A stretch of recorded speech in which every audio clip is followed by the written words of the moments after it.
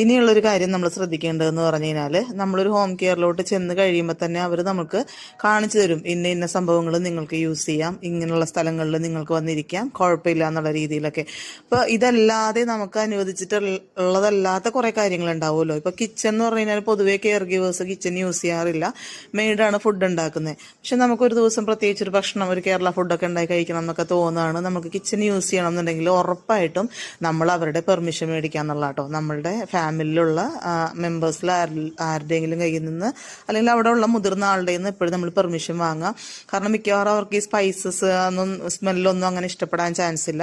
അത് മാത്രമല്ല, വേറെ എന്തും നമുക്ക് അനുവദിച്ചിട്ടില്ലാത്ത ബാക്കി എന്ത് കാര്യങ്ങളും യൂസ് ചെയ്യുന്നതിന് മുന്നേയും അല്ലെങ്കിൽ നമ്മൾ അനുവദിച്ചിട്ടില്ലാത്ത സ്ഥലങ്ങളിലോട്ട് എൻ്റർ ചെയ്യുന്നതിന് മുന്നേ ഒക്കെ നമ്മൾ പെർമിഷൻ ചോദിക്കണം കേട്ടോ. പെർമിഷൻ ചോദിക്കാതെ ഒരിക്കലും നമ്മൾ അവരുടെ ഒരു സാധനങ്ങളോ എടുത്ത് യൂസ് ചെയ്യാനോ അല്ലെങ്കിൽ ഒരു സ്ഥലത്തോട്ട് നമ്മൾ കയറി ചെല്ലാനോ ഒന്നും പാടില്ല. എപ്പോഴും പെർമിഷൻ നമ്മൾ ചോദിച്ചിട്ടുണ്ടാവണം.